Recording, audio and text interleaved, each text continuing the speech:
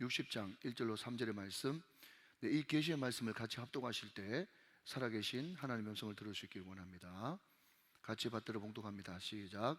일어나라, 빛을 발하라. 이는 내 빛이 이르렀고 여호와의 영광이 내 위에 임하였음이니라.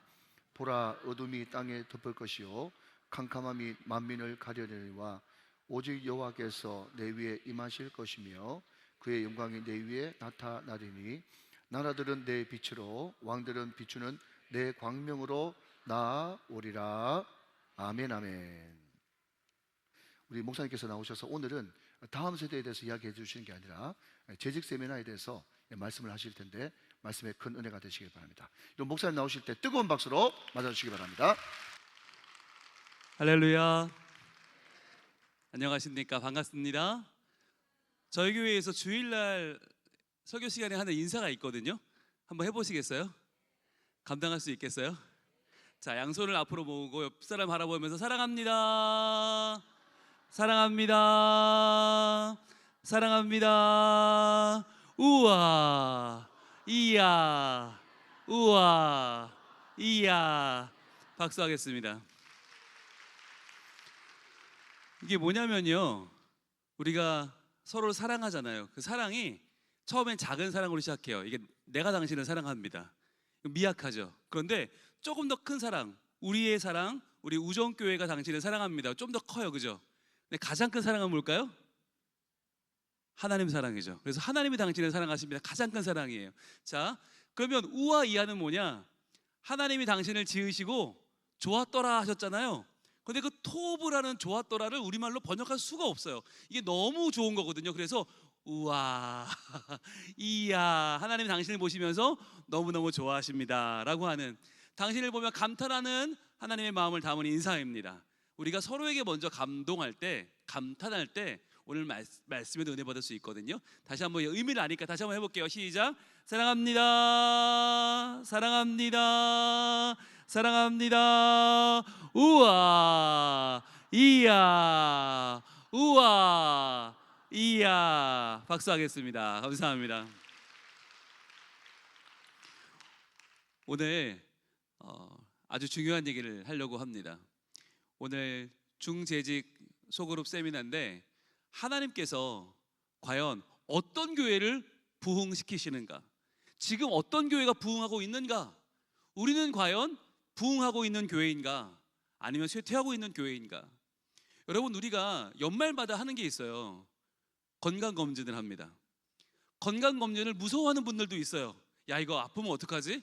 나 큰 병 있으면 어떡하지? 그런데 여러분, 그런 분들일수록 검진을 받아야 돼요.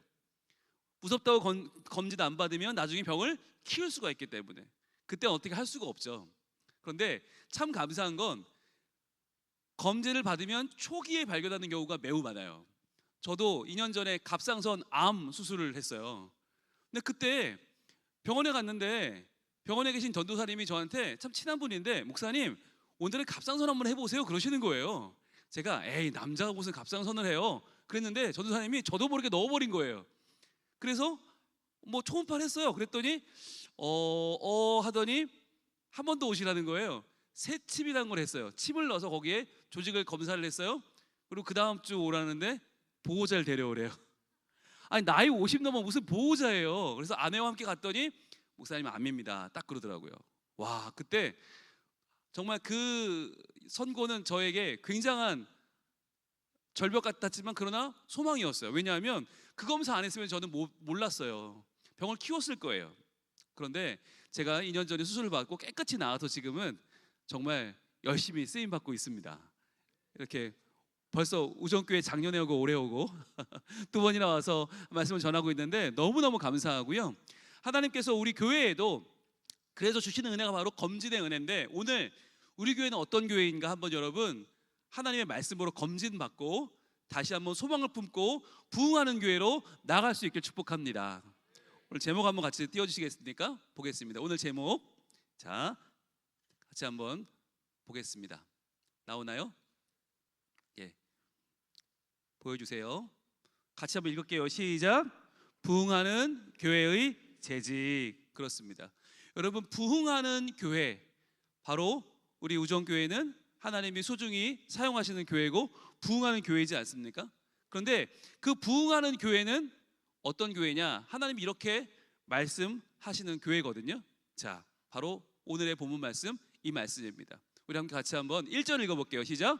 일어나라 빛을 발하라. 이는 내 빛이 이르렀고 여호와의 영광이 내 위에 임하였음이니라. 아멘. 여러분, 저는요 이 말씀이 우리 하나님의 자녀를 향해서 하나님이 하시는 말씀, 하나님의 본심이라고 믿어요. 왜냐하면 어느 부모도 자녀가 그냥 주저앉아 있는 걸 원하는 자녀는 아무도 없어요. 그리고 우리 자녀가 어디 가서 빛이 없어서 빛 좀 주세요, 저에게 빛 좀 비춰주세요, 그렇게 어둠을 전전하는 자녀로 남기를 원하는 사람은 아무도 없어요.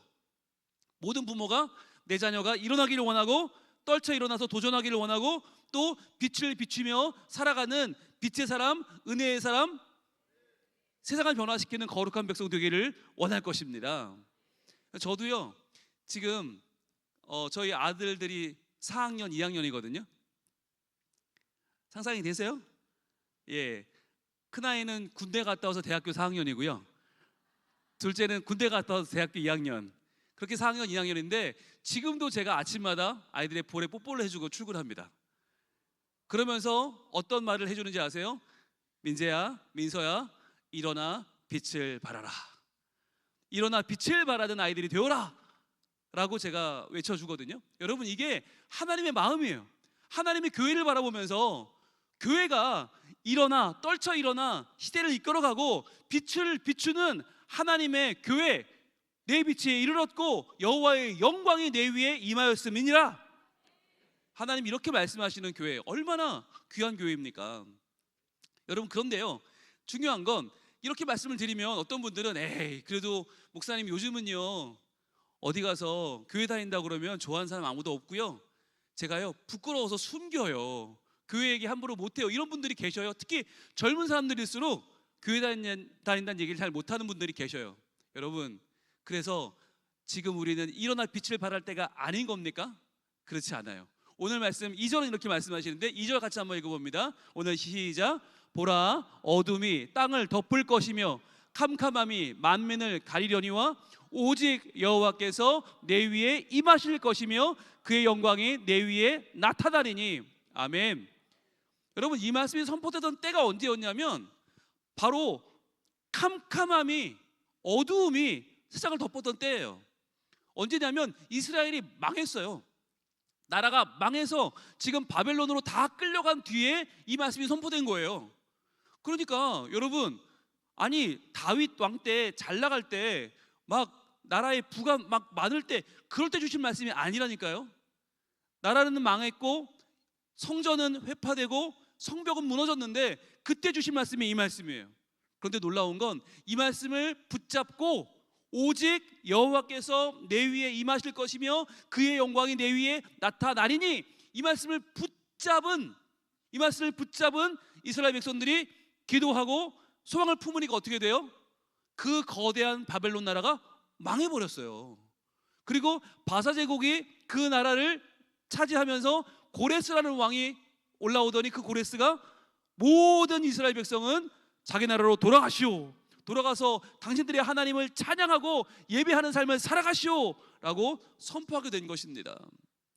여러분, 중요한 건 지금 우리가 어떠한 상황이냐 하는 것이 아니라 우리 위에 임하신, 빛으로 임하신 영광의 주 하나님을 신뢰하느냐, 그분을 바라보느냐, 그분의 영광으로 살아가느냐 하는 것이 바로 교회의 부흥을 좌우하는 줄로 믿습니다. 여러분, 그렇게 되면요 어떤 일이 벌어지냐면 오늘 3절 말씀이 이렇게 증거하고 있는데 3절 시작. 나라들은 내 빛으로, 왕들은 비치는 내 광명으로 나오리라. 아멘. 여기서 말하는 나라들은 세상 나라 열방입니다. 왕들은 믿지 않는 사람들이에요. 그런데 안 믿는 사람들도 세상의 열방의 나라의 왕들이 몰려올 것이다, 너에게 나타날 것이다, 나올 것이라고 말씀하는 거예요.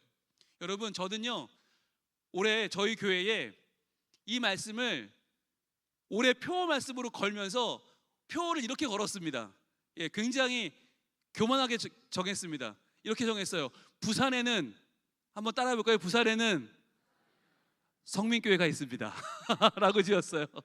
부산에는 성민교회가 있습니다. 라고 표어를 정했더니 교우들이 눈이 커졌어요. 아니 목사님, 우리 교회는 수영로 교회가 아닌데요.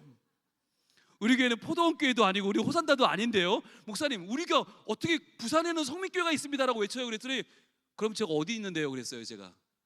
그럼 우리가 뭐 울산에 있어요? 서울에 있어요? 아니잖아요. 여러분, 부산에는 성민교회가 있습니다라는 말은 뭐냐면 우리만 있다는 뜻이 아니에요. 우리가 다 하겠다는 뜻이 아니에요. 하나님이 우리를 두신 그 자리에서 우리가 건강한 교회로, 든든한 교회로, 하나님이 찾으시는 그 교회로 서겠다는 선언입니다. 여러분, 병원에 가보세요. 아무리 건강해도 한 군데만 아프면 환자예요. 그것 때문에 약을 먹고, 그것 때문에 입원하고, 그것 때문에 수술 받아야 돼요. 그런데 그 하나가 고침 받으면 건강한 사람 되잖아요. 그러니까 우리 교회가 건강하고, 우리 교회가 튼튼하고, 우리 교회가 부흥하면 하나님의 나라가 이 부산과 울산에 서게 될 줄 믿습니다. 제가 울산에는 이라고 외칠 겁니다. 여러분 뭐라고 하셔야 되죠? 우정교회가 있습니다. 자, 해볼게요. 울산에는 우정교회여 일어나라. 아멘. 빛을 발하라. 아멘. 저는요, 여러분이 이 마음으로는 품으시기를 소원합니다. 울산에는 그럼 뭐라고요? 우정교회가 있습니다. 그럼요. 여러분, 울산에 하나님이 우정교회를 두신 이유가 뭐냐? 우리끼리 잘 살라고 하는 게 아니에요. 나라들이 나오고 열방들이 나오려면요, 울산의 자랑, 울산의 랜드마크, 울산의 가장 하나님이 사랑하시고 믿음직하게 맡기시는 그 믿음의 공동체가 바로 우정교회인 줄 믿습니다. 저희 교회가, 제가 이 부산에는 성민교회가 있습니다 선포하면서 한 가지 우리의 경쟁 상대를 제가 지정했어요. 우리의 경쟁 상대 어딜까요? 예, 수영로 교회가 아니에요. 저희의 경쟁 상대는 이웃 교회가 아니에요. 저희의 경쟁 상대 어디냐? 바로 대전에 있는 빵집 성심당입니다. 왜 빵집이 우리 경쟁 상대냐? 여러분 그거 아세요? 대전에 모든 시민들이 좋아해요. 그 성심당을. 왜? 성심당 덕분에 사람들이 대전에 오니까. 성심당은 서울에도 없고 부산에도 없고 해외에도 없어요. 오직 대전에 있어. 그것 때문에 사람들이 일부러 대전역에 와서 일부러 시간을 내서 빵을 사가지고 다시 기차를 타고 갈 정도로 그렇게 가성비 빵을 사람들이 사러 전국에서 몰려드니까 그 덕분에 대전이 그 노잼 도시가 너무너무 사람들이 많이 찾아오는 도시가 되고 사람들의 행복을 누리는 거예요. 성심당 왔다가 밥도 먹고 가고, 성심당 왔다가 쇼핑도 하고, 성심당 왔다가 백화점도 들려요. 그래서 저는 보니까 그렇더라고요. 주말 새벽에 출근하는 대전 사람들은 성심당 직원이거든요. 다 웃고 있어. 너무 좋아, 너무 좋아. 성심당 때문에 그 은행동 일대가 엄청 막혀요. 그런데 주변 사람들이 한 명도 컴플레인이 없어. 게다가 옛 고택을 자꾸 매입해서 확장하고 있거든요. 그런데 왜 확장하냐고 하는 사람이 아무도 없어요. 그런데 그게 다 보면 교회가 먹고 있는 욕먹는 이유잖아요. 왜 니들 때문에 차 막히잖아. 니들 때문에 주차 어렵잖아. 니들 때문에 왜 확장해? 이런 거 교회 얼마나 욕먹어요. 그런데 성심당은 욕을 안 먹어. 왜냐하면 그 지역에 사랑받는 기업이 되었기 때문에. 왜 그렇게 하나 보니까 성심당이 그 지역에 어마어마한 투자를 합니다. 자기네만 잘 사는 게 아니라 성경에 모든 사람 앞에 선을 행하라, 그 말씀을 품고, 이 사람들이 카톨릭 천주교 사람들인데 어떻게 하냐면 자기 길에 이 노상에서 일하는 분들 쓰시라고 자기네 수도를 달아드리고요, 사업을 확장할 때는 항상 근처에 빵집 있는 줄 봐서 빵집 있는 쪽으로 확장을 안 합니다. 오죽하면 그들이 입는 파티쉐 복장, 흰색 복장이니까 얼마나 빨래를 자주 해야 돼요. 그 빨래를, 그 많은 걸 어디에 맡길까요? 업체에 맡기지 않아요. 동네 세탁소, 바로 옆에 있는 동네 세탁소에 맡겨요. 그런데 그러다 보니까 기업이 커지니까 분량이 많아서요, 이 세탁소가 감당을 못해요. 그럼 어떻게 해야 돼요? 상식적으로 다른 업체에 맡겨야 되잖아요. 그런데 거기 그렇게 안 하고 이 세탁소가 성장하기를 기다려줬다는 거예요. 우리 동네 세탁소가 성장해서 우리의 분량을 감당할 수 있을 때까지 기다려주겠다. 그래서 함께 성장하는 모델을 만든 거예요. 그렇게 해서요, 한번 이 성심당이 불난 적이 있어요. 다 타서 아무것도 없어졌어요. 그때 어떻게 됐나? 대전에 있는 직원들이 달려와서 그 불을 끄고 재건을 하고, 그때 대전에 있는 택시 기사들이 전부 캠페인을 벌였어요. 무조건 손님 타면 첫 마디가 성심당은 가보셨어요? 우리 도시 최고의 빵집인데 거기 안 가보셨으면 대전에 안 오신 겁니다. 모시겠습니다. 이거를 모든 택시 기사들이 다 해준 거예요. 그래서 성심당이 살아났어요. 저는 그 이야기를 듣고 결심했어요. 아, 부산에 오는 사람들이, 그래, 부산에는 성민교회가 있었지, 성민교회 가서 예배 한번 드려야지. 그래서 성민교회 때문에 왔다가 자갈치도 들리고 태중대도 들리고 광안리도 갔으면 좋겠다. 여러분, 이러한 일이 우리 울산에 일어나길 축복합니다. 그래서 전국에서, 세계에서 우리 울산 오면 무조건 우정교회 와서 예배드리고, 우정교회 와서 사랑을 받고, 우정교회 와서 하나님 만나는 일이 벌어지길 축복합니다. 그래서 여러분, 우리가 적어도 빵집보단 나아야죠. 그래서 제가 뭘 선언했냐? 여러분, 왜 성심당이 존경을 받냐면 거기는 빵의 유통기한이 얼마일까요? 유통기한이 4시간이에요. 만들고 4시간이면 그 빵은 상품으로서의 자격이 없어요. 그럼 어떻게 되냐? 기부하는 거예요. 그 지역의 사회에서 어려운 분들에게 무조건 4시간 지난 빵은 기부해버립니다. 와, 그 얘기를 듣고 제가 도전을 받았어요. 아니, 사람 먹고 배부르자는 빵도 4시간이면 끝나는데 우리의 은혜는, 우리가 예배 시간에 받는 은혜는 과연 얼마나 우리가 유통기한을 정하고 있는가? 선포했습니다. 여러분, 4시간 안에 말씀을 실천합시다. 4시간 안에 받은 은혜를 실천합시다. 그래서 내가 받은 은혜가 4시간 지나면 저희는 그거는 유통기한 지났다, 새로 은혜 받아야 된다. 그러니까 그 안에 내 가족을 사랑하고 내 지역을 사랑하고 네 이웃을 사랑하자라고 외쳤거든요. 오늘 동일한 말씀이 우리 우정교회에 주어집니다. 여러분, 빵집보다 나아야지 되지 않겠습니까?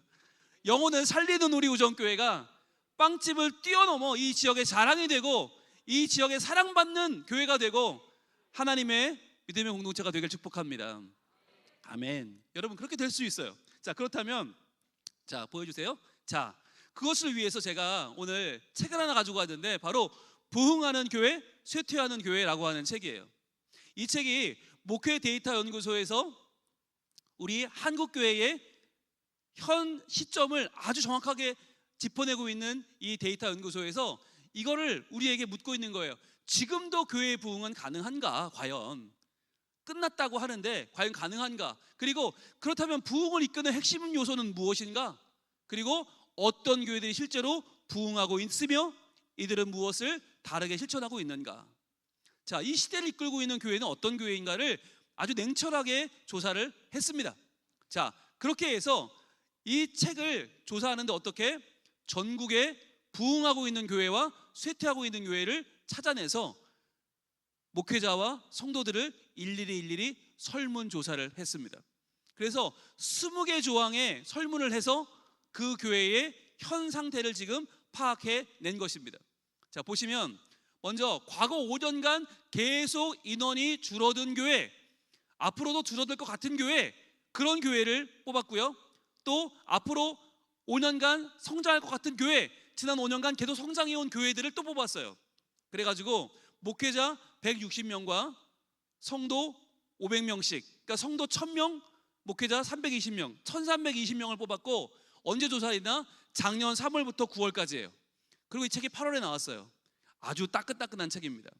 우리 교회의 현실을 돌아볼 수 있는 아주 좋은 자료예요. 자, 그러면 이 자료가 말하는 부흥하는 교회의 공통적인 특징이 있다는 거예요. 인원이 5년간 계속 늘어났고 앞으로도 늘 것으로 예상되는 교회들의 특징이 뭐냐? 첫 번째는 명확한 목회 비전이 있느냐라고 하는 것이었어요. 담임 목사의 목회 철학이 전 성도에게 공유가 되고 있느냐라고 하는 거예요. 여러분, 이건 매우 중요한 일인데, 여러분, 제가 물어볼게요. 우리 교회는 좋은 교회입니까? 네, 여기서 흔들리는 분은 아무도 없어요. 자, 그럼 우리 교회는 왜 좋은 교회입니까? 이게 중요한 거예요. 여러분, 우리 교회는 왜 좋은 교회입니까? 라고 할 때 우리 교회의 가치가 여러분의 입에서 나와야 돼요. 이게 오래 고민할 필요 없이 우리 교회는 당연히 이거지 라고 할 수 있는, 왜냐하면 교회가 클수록 자칫하면요 너무 가치가 많아질 수가 있어요. 너무 많아지면 사실 약점이 생겨요. 여기서 말하는 명확한 목회 비전은 그 교회가 지향하는 하나의 목표가 뭐냐라고 하는 거예요. 여러분 그거를 만들어가는 모습이 필요해요. 저희 교회는 다음 세대가 많은 교회, 다음 세대가 행복한 교회거든요. 근데 이걸 하기 위해서 어떻게 하느냐? 연습을 시켜요. 교인들한테 여러분 우리 교회는 좋은 교회입니까? 그럼 네 하고 외쳐요. 그럼 왜 좋은 교회입니까? 그러면 다음 세대가 많은 교회, 다음 세대가 행복한 교회. 근데 그게 우리가 외치는 게 아니라 아이들이 외쳐요. 저희 교회는 이 조사를 해봤어요. 이 설문조사를 했더니 나이대를 나눴는데 가장 만족도가 높은 나이대가 몇이었냐면 20대 이하였습니다. 20대 이하 다음 세대가 가장 만족도가 높았어요. 교회 만족도가. 이 아이들이 지금 자기네가 교회의 주인공인 걸 알고 있는 거예요. 매우 기뻤어요. 그런데 신기한 건 두 번째로 많은 연령대가 어디였을까? 교회 만족도가 두 번째로 높았던 연령대는 충격적으로도 70대 이상이었습니다. 저는 이분들이 자칫 제가 분홍색 입고 다니고 다음 세대 하니까 70대 이상 분들이 혹시 소외되지 않을까 걱정했어요. 근데 그렇지 않았어요. 이분들이 우리가 지금까지 살아있는 이유는 저 아이들을 잘 기르기 위해서다. 이분들이 제일 믿음이 좋아요. 이분들이 제일 돈이 많아요. 제일 기도를 많이 하세요. 그런데 이분들이 건강한 이유는 바로 우리의 예배로 아이들에게 본을 보여주고 우리가 말씀 배워서 애들 가르치고 우리가 기도해서 아이들 영혼 살린다. 이걸 명확하게 하니까 70대 분들의 만족도가 매우 높은 거예요. 여러분 저는 우리 교회의 목회 비전, 목사님의 목회 비전을 여러분이 정확하게 알고 저는 제가 우리 예 목사님 만나면서 느끼는 건 예 목사님의 책임감이에요. 이 울산에 대한 책임감이 굉장히 높아요. 울산의 교회를 우리 교회만이 아니라 이 지역을 하나님 나라 만드는 그 마음의 뜨거움이 저는 가까이 못 가요. 대일 것 같아요. 그러한 열정이 우리 교우들의 가슴속에 파고들어서 울산에는 우정교회가 있습니다. 우리는 울산을 책임집니다. 하나님 우리에게 맡겨 주옵소서 라고 하는 그 자부심과 나아가서 하나님 경남을 맡겨주시고 대한민국을 맡겨주시옵소서 라고 하는 꿈을 꾸는 우리 우정교회가 되길 축복합니다. 자, 두 번째입니다. 두 번째 어떤 공통적인 특징이 있냐면 바로 소그룹의 역동성입니다. 소그룹의 역동성은 뭐냐면 구역등 셀도 있겠고 뭐 여러 가지 순도 있겠고 그 소그룹이 단순한 모임을 넘어서요 삶을 나누는 공동체가 되느냐, 이것이 매우 중요한 교회 부흥의 요소라는 겁니다. 그러니까 이번에 우리가 소그룹 이 리더 훈련을 하고 있잖아요. 이건 굉장히 중요한 건데 소그룹이 왜 중요하냐면 소그룹에서 우리는 생명을 확인할 수 있어요. 서로 역할을 주고받을 수 있어요. 기브 앤 테이크가 되는 거예요. 대그룹 예배는 이렇게 잠시 왔다가요 내가 왔는지 모르는 사람도 많아요. 그러나 소그룹 안에서 우리가 각자의 역할을 작지만 수행하면서 서로에게 영향을 주고받는 거 매우 중요한 겁니다. 그래서 여러분 이 소그룹의 역동성이 중요하고요. 세 번째는 평신도 사역자 세우기예요. 과연 교회가 교인들이 구경꾼이 되고 목사님이 선수가 되고 있느냐, 여러분 그건 굉장히 불행한 거예요. 여러분 많은 교회가 목사님들이 플레이어가 돼서 뛰고 있고 성도들을 구경하고 있어요. 그러니까 어느 교회에 그러면 그 교회 어느 목사님 그렇게 연결이 돼요. 그 목사님이 뛰고 있는 거예요. 성도들은 아무것도 안 해. 그냥 보고 있어. 그건 건강한 게 아니죠. 얼마나 그 교회의 가치를 성도들이 알고 성도들이 평신도 사역자가 되어서 얼마나 열심히 뛰고 있느냐, 그거예요. 여러분 저희 교회가 이걸 위해서 하는 세 가지 아주 중요한 포인트가 있어요. 따라합니다. 먼저 웃자, 먼저 인사하자, 먼저 대접하자.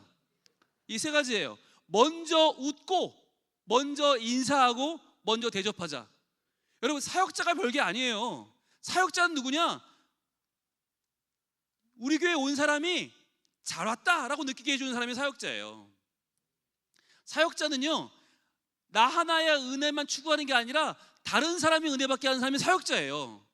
그렇게 보자면 여러분 먼저 웃으면 그 사람 마음 풀려요. 먼저 인사하면요 되게 반가워요. 먼저 대접하면 그 사람은 우리 교회 절대 못 떠나요.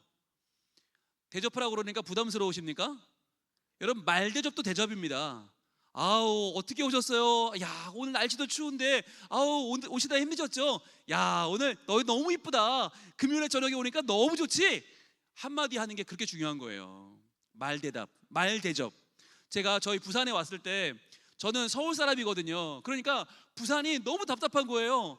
웃지도 않아, 아멘도 안 해, 뭐 아무 반응이 없어. 그래서 제가 야, 처음에 잘못 왔다, 큰일 났다 그러고 있었는데 새벽 기도를 갔어요. 추운 날이었어요. 근데 새벽 기도를 갔는데 어느 여집사님 한 분하고 같이 이 엘리베이터 탄 거예요. 저희 교회가 높은 고층이 아니에요. 딱 5층인데 그 5층이 모르는 사람과 타면 되게 길어요. 죽을 것 같아요. 숨 못 쉬길 것 같아. 근데 그때 제가 저 교회를 처음 왔으니까, 처음 보는 집사님이 계시니까 제가 뭐 그렇잖아요. 좀 이렇게 어색하고 그래서 제가 그랬어요. 아우, 이때 지금 서울은 많이 추운데 근데 부산은 좀 따뜻하네요. 제가 그랬어요. 근데 그 여자 집사님이 뭐라고 그랬게요? 부산도 추워요? 네, 그랬으면 저는 여기 부산 떠났어요. 그분 뭐라고 했냐면 이렇게 말했어요. 집사님 제가 그랬죠. 서울은 지금 많이 추운데 부산은 따뜻하네요. 그랬더니 그분이 뭐라고 그랬냐? 그때 두둥 목사님이 오셔서 그래요 라고 하셨어요. 목사님이 오셔서 그래요. 와, 그 말 한마디가 저의 그 답답한 마음, 그동안 그 상처받고 아픈 마음을 다 녹여버렸어요. 와, 부산에도 이런 아지매가 있더라고요.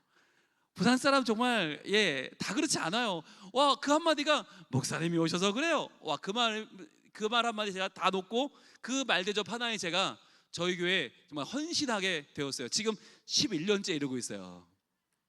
저를 살린 건 그분이에요. 여러분, 우리가 교회에 오는 사람 모르죠. 당연히 모르죠. 그러나 먼저 웃어주는 거예요. 그리고 먼저 인사하고 안녕하세요. 아유, 저는 그동안 잘 못 뵀었는데 그래도 오늘 새로 오셨나 봐요.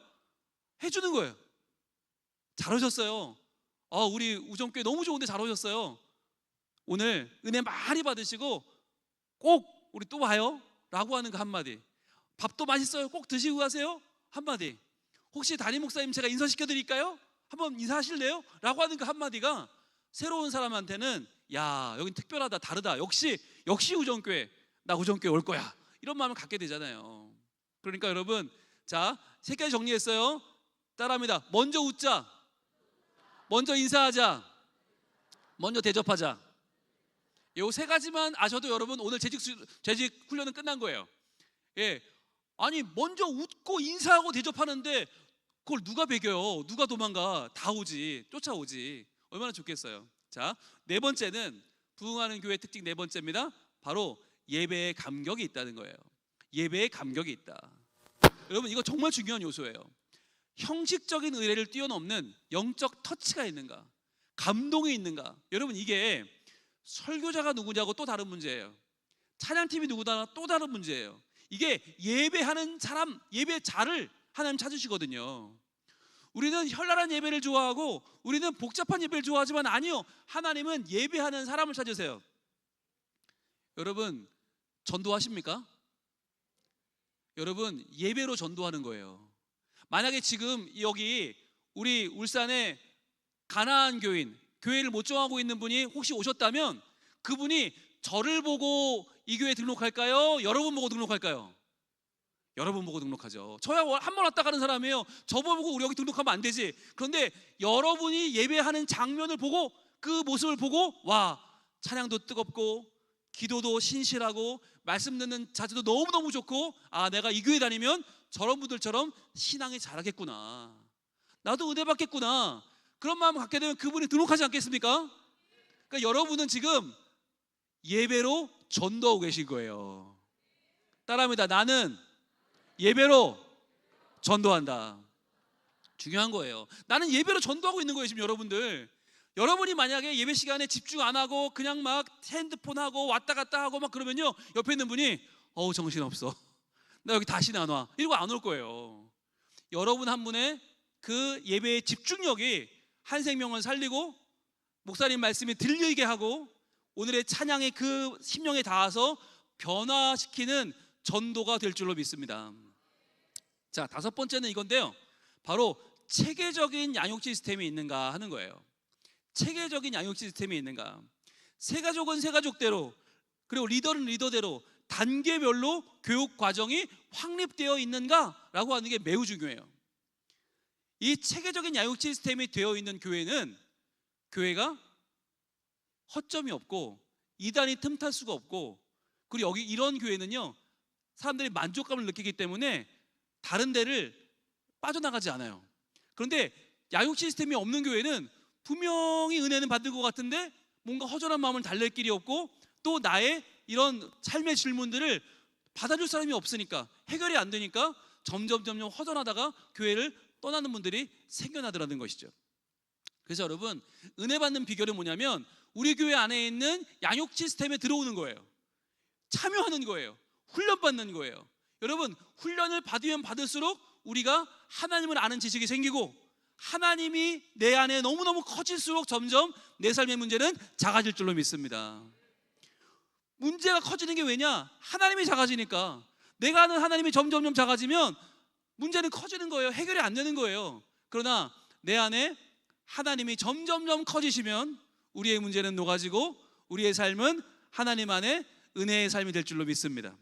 자, 6번째 특징은 이것인데요, 대사회적인 책임을 감당하고 있는가 하는 것입니다. 대사회적인 책임은 바로 지역사회와 연결되어 있는가라고 하는 거예요. 교회의 문을 열고 지역사회의 필요를 채우고 있는가라고 하는 아주 중요한 질문을 던지고 있습니다. 여러분, 이게 교회가 교회 밖으로 100만 원만 나오면 교회 망하는 줄 아는 교회들이 많이 있어요. 그러나 건강한 교회는 어떻습니까? 우리는 조금 덜 먹어도 지역사회에 봉사하고 지역사회에 헌신하는 분들이 계셔요. 그럼 그런 교회는요, 문제가 생기면 지역에서 보호를 해줘요. 그 교회를. 왜? 그 교회가 그 지역의 자랑이고 그 지역의 핵심이 되었기 때문입니다. 자, 그리고 7번째, 다음 세대에 집중적으로 투자하고 있는가라고 하는 것입니다. 다음 세대에 집중적으로 투자하고 있는가? 여러분, 많은 교회가 다음 세대를 이야기하지만 실제로 투자하지 않아요. 교육부서에 예산과 인력을 최우선으로 배치해주지 않아요. 왜요? 딴 것도 많으니까. 그러니까 어른들이 다 누리고 어른들이 다 쓰고 남으면 그때 가서 다음 세대 생각해요. 그러면 이미 늦은 거예요. 여러분, 제가 퀴즈를 하나 드릴게요. 우리 아이들이 집에 가면 내 이름 모르는 사람이 있어요, 없어요? 집에 아이 이름 모르는 사람이 있어요, 없어요? 당연히 없죠. 당연히 없죠. 다 알지. 그런데 교회 오면 그 아이 이름을 모르는 사람이 많아요, 아는 사람이 많아요? 모르는 사람이 훨씬 더 많아요. 그러니까 아이들이 교회 안에 오면 위축되는 거예요. 교회에 오면 아이들이 빨리 가고 싶어하고 버티고 인내하는 시간으로 잠시 앉아있다 가는 거예요. 중요한 건 어른들이 아이들의 이름을 불러주는 거. 그러려면 관심을 가져야 되죠. 그러려면 그 아이들, 여러분, 기도카드, 아까 광고에 뜨던데 기도카드를 받으면 그 아이를 위해서 열심히 기도하고, 또 그 아이가 소속되어 있는 부서를 위해서, 또 그 아이가 함께하는 활동들을 위해서 기도할 수 있길 축복합니다. 저희도 지금 이거 하고 있는데, 이 하나 아이, 내가 뽑은 아이를 입양한 거잖아요. 1년 동안 내 마음속에. 이 아이를 위해서 온 교회가 기도하고 온 교회가 투자해요. 그러니까 다음 세대가 뭘 한다, 소풍 간다, 수련회 한다, 성경학교 한다, 그러면요 찬조가 넘쳐요. 그래서 찬조로 행사를 하고 남아요. 교회 예산을 안 쓰고. 그리고 아이들이 만약에 세례 받는다, 아이들이 뭐 졸업을 한다, 그러면요 나왔으면 저희는 축복하는 시간이 따로 있어요. 자, 지금 선물 전달할 분들 있으면 나오세요. 그러면요 오르르 나와요. 그러면 믿지 않는 걔네 부모가 와서 눈물을 흘려요. 야, 나도 준비 못한 선물을 교인들이 너도 나도 나와서 선물을 주면서 그 아이를 알아주고 축복하는 모습 보면서 안 믿는 부모가 이런 교회라면 나도 나오겠습니다. 교회로 온다니까요. 여러분, 아이들에게 관심을 가져주고 집중적으로 투자하는 게 그만큼 중요합니다. 자, 8번째입니다. 관계 중심 전도입니다. 관계 중심 전도. 아까 하시는 광고를 보니까 전도팀이 열정 가지고 나오고 계신다고 하는데 너무 중요한 건데요.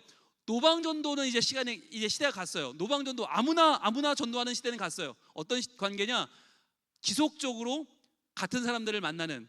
그래서 저희 교회는 같은 요일, 같은 시간, 같은 장소, 같은 사람.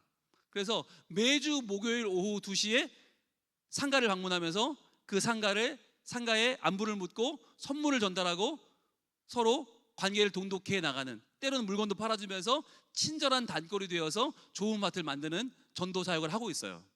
여러분, 이게 왜 중요하냐면 그분이 지금 당장 교회 안 올 수 있어요. 그러나 그분이 내 편이 되면, 그분이 우리 교회 편이 되면 자연스럽게 이 지역에 새로 오는 사람들이 우리 교회로 유입될 확률이 높아지는 거예요. 그분들이 우리 성민교회를 알면, 그분들이 우리 우정교회를 알면 우리 우정교회의 홍보 대사가 되는 거예요. 그래서 저희 교회도 새로 이사 온 집들 많이 오거든요. 어떻게 왔냐고 물어보면요, 다들 그래요. 우리 옆에 세탁소 아저씨가 가라고 그러던데요. 근데 그분은 딴 교회 다니는데 지네 교회 안 보내고 우리 교회 보냈어요. 그래서 찾아가서 물어봐요. 왜 그러셨어요? 그러면은 애가 있던데요. 애 있으면 성민교회 가는 거 아닌가요? 다음 세대가 많은 교회, 다음 세대가 행복한 교회, 성민교회 그런 교회잖아요. 여러분, 그럼 게임은 끝나는 거예요.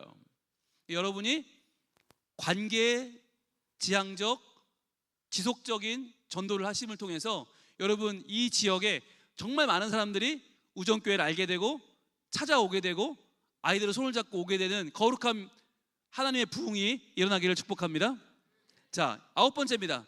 자, 아홉 번째는 변화에 대한 유연성이 있는가 하는 거예요. 변화에 대한 유연성. 여러분, 이게 중요한데 새로운 기술, IT나 미디어, 이 문화 얼마나 수용하고 있는가? 그리고 열 번째입니다. 환대하는 분위기예요. 새 가족이 들어왔을 때 소외되지 않도록 강력하게 환대하는 문화가 있는 교회들이 부흥하더라. 그래서 이거는 아까 말씀드렸던 먼저 웃고 먼저 인사하고 먼저 대접하면 돼요. 여러분, 제일 중요한 건 교회 안에 제일 중요한 부서가 어딜까요? 라고 물으면 어디입니까? 어디입니까? 예? 예, 의견이 분분한데 저희 교회는 제일 중요한 부서가 어디냐? 주차부예요. 왜냐? 주차장에서 그날의 은혜가 결정됩니다. 예, 주차장에서 저희도 지금 주차할 데가 없어 난리예요. 주일마다 3층 4단 주차장이 꽉 차요. 한 140대, 뭐 우정교회에 비하면 별거 아니지만 저희 교회로서는 140대가 들어온다는 건 엄청난 일이에요. 그게 지금 막 촘촘히 여기저기 돼야 되는데 과연 그걸 어렵게 됐을 때 주차부에서 어떻게 응대를 하느냐, 그리고 어떻게 그분들을 본당으로 오실 수 있도록 안내하느냐가 너무너무 중요해요. 거기서 은혜를 받으면 이분들 마음이 열려서 와요. 그래서 본당에 오면 말씀의 은혜를 저절로 받아요. 근데 주차하다가 짜증이 나면 그 마음은 그날 하루를 다 끝내버리는 거예요. 그래서 여러분, 환대하는 분위기는 너무너무 중요하다. 자, 11번째는 이것입니다. 11번째, 리더십의 신뢰도예요. 리더십의 신뢰도. 즉 당회와 중직자들이 담임 목사님을 얼마나 전폭적으로 신뢰하고 협력하고 있는가라고 하는 거죠. 이것이 교인들 눈에 보입니다. 당회가 얼마나 화목한가, 당회가 얼마나 하나가 되었는가를 교인들이 본다니까요. 그리고 당회가 행복할수록 신기한 건 헌금이 늘어요. 저희가 경험했어요. 신기하게 당회원들의 사이가 좋으면 헌금이 늘어. 교회를 신뢰하는 거예요. 아, 얼마든지 나는 헌금할 수 있어. 그런데 만약에 담임 목사님과 장로님들이 삐걱삐걱하는 교회는요, 헌금이 줄어요. 신기하게. 차라리 내가 딴 데 한다 이런 마음이 드는 거예요. 여러분, 교회는 점점 주저앉게 됩니다. 그래서 당회원들이 서로 하나가 되는 신뢰는 매우 중요하고요. 12번째는 기도와 영성 중심인가라고 하는 거예요. 이게 기본기에 충실한 거죠. 기본과 영성 중심으로 모든 사역의 기초를 기도회와 영적 훈련에 두고 있는가, 이게 12번째고요. 13번째는 투명한 재정이 운용되고 있는가 하는 거예요. 투명한 재정. 그래서 누구나 재정 사용의 목적과 결과를 알 수 있는가, 누구나 교회의 재정 상태를 알 수 있는가, 되게 중요하죠. 마지막 14번째입니다. 효율적으로 행정이 이루어지고 있는가 하는 거예요. 사역의 병목 현상을 줄이고 스마트한 행정 시스템이 운영되고 있는가, 이게 오늘날 부흥하는 교회의 14가지 특징이 되겠습니다. 자, 여러분, 한번 점검이 되셨나요? 우리 교회는 이 14가지 중에서 잘하고 있는 부분도 있고 더 잘하고 있는 부분도 있고 조금 더 잘해야 될 부분도 보이죠. 자, 그러면 이 와중에 이 책에서 1320명을 통해 조사한 반대도 있어요. 쇠퇴하는 교회의 8가지 징후를 또 발견했습니다. 자, 쇠퇴하는 교회는 첫 번째로 이런 징후가 있더라. 비전의 상실이에요. 우리가 왜 존재하지? 여기에 대한 답을 잃어버린 교회. 그러니까 그냥 아빠 때도 나왔고 어머니께 도 나오던 교회니까 그냥 나오는 거예요. 그냥 나와야 되니까 나오는 거예요. 주일이 있으니까 나오는 거예요. 우리가 왜 존재하느냐에 대한 비전이 없어요. 여러분, 그러한 교회는 쇠퇴하게 되어 있더라. 그러면 엄마 아빠 때문에 나오던 사람들은 엄마 아빠 돌아가시면 교회 안 나와요. 더 이상 나올 이유가 없는 거죠. 그리고 직분 안 되면 안 나와요. 투표 떨어지면 안 나와요. 그리고 직분 부장 내려놓으면 안 나와요. 점점 많은 사람들이 비전을 상실한 채로 교회 나오고 있다. 여러분, 우리가 하나님을 믿는 가장 중요한 이유는 무엇입니까? 가장 중요한 이유는 뭐예요? 하나님의 영광이죠. 하나님의 거룩하심, 그 영광을 찬양하고 그분을 누리며 그분을 감사하며 하나님을 기쁘시게 하는 것이 믿음인 줄로 믿습니다. 믿음은 하나님을 기쁘시게 하는 거예요. 내가 기쁜 게 아니에요. 그런데 하나님을 기쁘시게 하기 위해서 우리 교회는 어떠한 비전을 가지고 어떻게 하나님을 섬기고 있는가라고 하는 이 지역을 책임지고 오늘날 이 세대와 다음 세대를 책임지며 내일을 열어가는 우정교회만의 비전을 꼭 붙들고 우리 담임 목사님 주시는 그 비전의 말씀을 여러분 마음에 새기고 그 말씀 붙잡고 살아갈 수 있길 축복합니다. 자, 두 번째는 어떤 징후가 있느냐? 바로 내부의 갈등이 지속된다는 거예요. 사역이 힘든 게 아니라 사람 사이의 갈등이 너무 힘들어서 그 갈등을 해결하는데 너무나 많은 에너지를 쓰고 있더라. 그런 교회가 지금 점점점 쇠퇴하고 있더라고 하는 것입니다. 여러분, 이건 뭐냐면 갈등을 해결할 수 있는 도구가 없는 거예요. 그러니까 말씀을 받아도 그 말씀이 튕겨나가고 기도를 해도 그 기도가 나를 변화시키지 못해. 왜? 교회 와서 내가 하나님 안에 푹 들어가는 영적인 경험을 못하고 있는 거예요. 많은 교회가 겉도는 신앙생활을 하고 있는 거예요. 겉핥기를 하고 있는 거예요. 자, 우리 우정교회가 우리의 아무리 사람의 갈등이 없을 수는 없거든요. 그런데 그 갈등을 오히려 하나님 안에서 성장할 수 있는 에너지로 바꿔서 그 갈등을 뛰어넘어 하나님 나라를 만들어가는 교회가 될 줄로 믿습니다. 자, 세 번째는 성도의 고령화예요.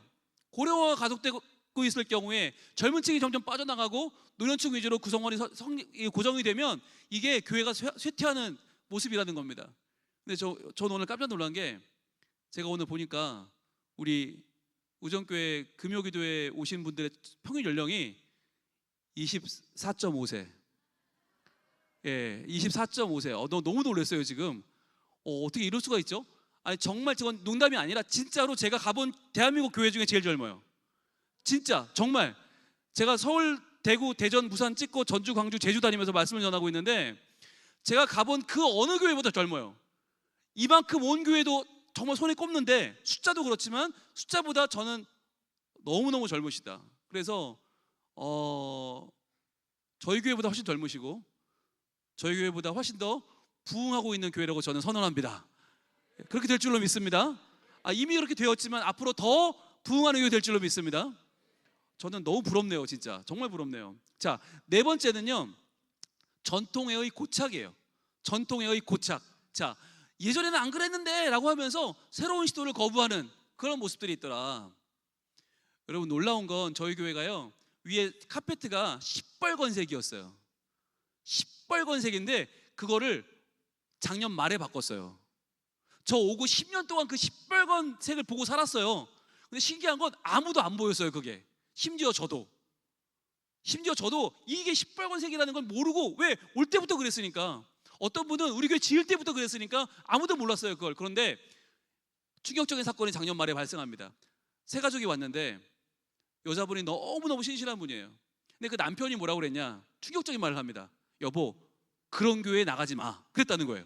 남편이 초신자인데. 그래서 여보 왜요? 나 너무 좋은데, 부흥 목사님 너무 좋고 예배도 좋고 다들 좋은데 다음 세대 좋고 다 좋은데 왜? 그랬더니 남편이 그랬대. 시뻘건 카페트 깐 교회 가는 거 아니야. 그런 교회는 절대 안 바뀌어. 그런 교회는 절대 발전이 없어. 절대 가지 마, 그랬다는 거예요. 그 얘기를 듣는데 그날부터 본당을 못 들어가겠어요. 그 시뻘건 걸 또 보는데, 와, 저희도 똑같이 생겼어요. 여기랑 똑같이 생겼어요. 이게 다 시뻘겋다고 생각해 보세요. 누가 서도 아무것도 안 보여. 그냥 시뻘건 교회인 거예요. 게다가 저희는 시뻘건 벽돌 교회인데 안에도 시뻘게, 가운데 시뻘건 레드 카펫이 쫙 깔려 있어. 화면을 보면, 지금 보면 너무 놀라는 게 작년까지 저희 교회 예배 모든 화면은 다 시뻘건이에요. 시뻘건. 그걸 아무도 몰랐어요. 글쎄, 왜? 안 보이는 거예요. 모르니까 그냥 보던 대로 보는 거예요. 저도 몰랐죠. 그런데 작년에 그 얘기를 듣고 과감하게 바꿨습니다. 바꾸고 나니까 난리가 났어요. 오는 사람마다 어느 교회가 새로워졌어, 리모델링 했어? 다 그래요. 카페트 색깔만 바꿨을 뿐인데, 지금 젊은 가정들이 몰려오고 있습니다. 그것 때문은 아니겠지만 아무튼 오고 있어요. 그래서 여러분, 전통에 고착되어 있는 것을 빨리 벗어나라. 그래서 하던 대로 하고 보던 대로 보면 살던 대로 살다가 죽게 됩니다. 그게 아니라 새로운 변화를 시도하기를 바랍니다. 자, 5번째는 예배의 매너리즘이에요. 아무런 기대감이 없어. 그냥 습관적으로 드리는 예배. 여러분, 이러한 예배는 더 이상 교회를 발전시킬 수 없다. 여러분, 정말 중요한 건요, 우정교회를 발전시키는 건 여러분 한 명 한 명이에요. 여러분 한 명 한 명의 예배가 뜨거워질수록 여러분의 예배가 내가 1도 올라가면 평균 온도가 1도 올라가는 거예요. 내가 안 올라가면 아무리 찬양팀이 올라가고 아무리 목사님이 올라가고 아무리 장로님들이 올라가도 소용없어요. 내가 올라야 평균 온도가 올라간다라고 하는 걸 기억하시길 바랍니다. 그래서 여러분이 기대하며 드리는 예배, 여러분이 감동으로 드리는 예배가 교회를 부흥하게 하고 교회를 변화시키고 하나님 찾으시는 교회로 만드실 줄로 믿습니다. 5번째입니다. 폐쇄적인 소그룹. 이거 굉장히 위험한 거예요. 끼리끼리 문화. 이게 심해져서 새 가족이 들어올 틈이 없다고 하는 것이죠.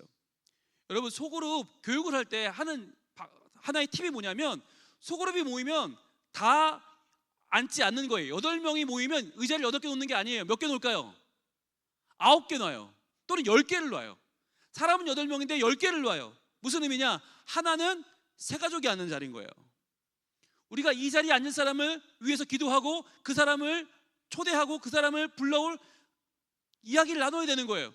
또 하나는 뭐냐면 예수님 자리를 나눠 놓는 분들이 있더라고요.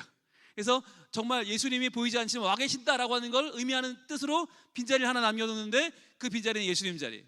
저는 여러분에게 꼭 이렇게 안 해도 좋지만 적어도 여러분 안에 우리끼리의 모임으로 끝나지 않고 새 가족이 올 수 있는 자리, 또 예수님이 오시는 자리로 여러분의 소그룹을 만들어 갈 수 있길 축복합니다. 아주 중요해요. 안 그러면 그냥 우리가 좋은 거 우리끼리 그냥 쓰고 좋은 끝나버리는 모임이라면 여러분, 그런 모임은 교회가 발전할 수가 없다는 거예요. 7번째입니다. 자, 지역사회와 단절되어 있는 교회. 섬 같은 교회가 있어요. 성벽 같은 교회가 있어요. 고립되어 버렸어요. 지역 주민들의 대부분이 그 교회를 모르는, 분명히 큰 교회인데 그 교회가 과연 뭐 하는 교회인지 아무도 모른다. 뭘까요? 우리끼리의 모임만 추구하는 교회인 거죠. 교회 밖으로 나오지 않는 거죠. 교회 밖에 나와도 전도밖에 안 해. 봉사를 안 해. 그 지역에 책임 감당하지 않아. 그렇게 되면 지역에서는 그 교회는 섬이 되어버리는 거예요. 왜 사람들이 교회를 그렇게 크게 많이 모이는데도 무시하는가? 자기네끼리만 좋다고 하니까, 자기네끼리만 먹고 마시고 자기네끼리 잔치하니까 우리랑은 상관없어 라고 교회를 선을 긋는 거 아니겠어요?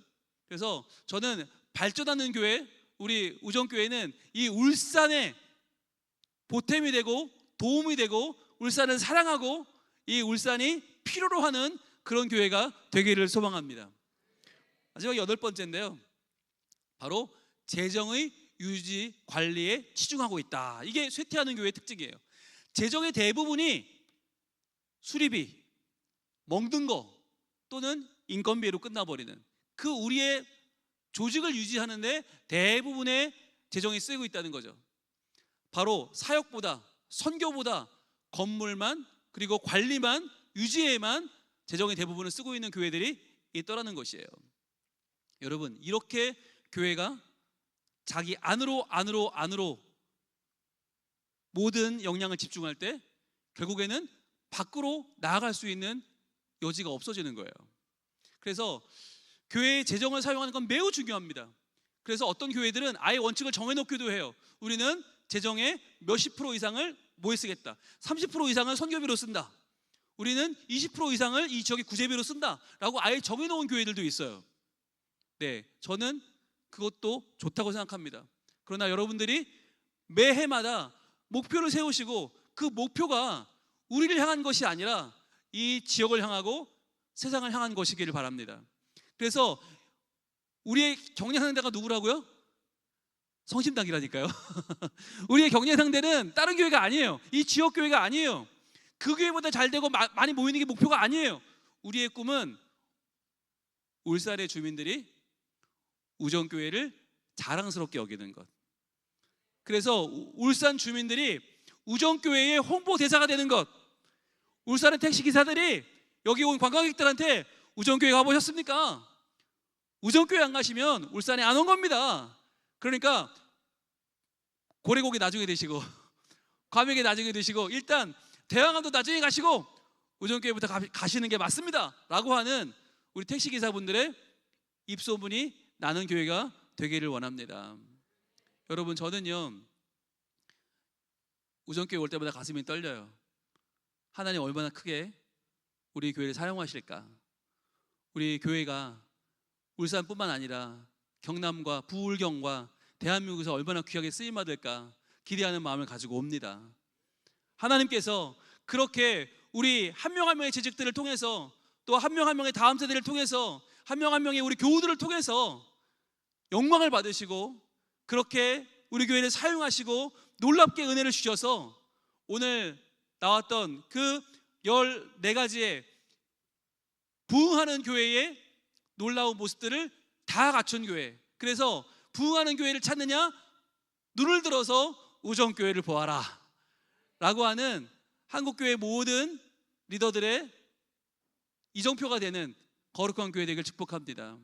그리고 우리 안에 혹시나 있을지 모르는 이 쇠퇴하는 교회 8가지 지구가 혹시나도 보인다면 그 수치를 빨리 낮추고 그것을 빨리 우리가 제거해서 하나님 앞에 더 성장하고 더 발전하고 하나님을 기쁘시게 하는 교회가 될 수 있기를 축복합니다.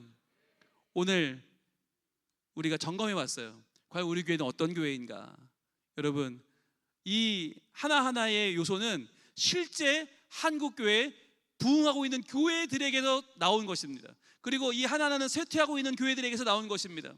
저는 이 건강검진이 우리 우정교회 2026년을 더욱 건강하게 하는, 하나님 앞에 더욱 한 걸음 나아가게 하는 거룩한 하나님의 말씀이, 또 일어나 빛을 발하라 이는 내 빛이 이를 얻고 여호와의 영광이 내 위에 임하였음이니라 라고 하는 하나님의 그 놀라운 말씀이 여러분에게 심겨지는 거룩한 시간 되기를 축복합니다.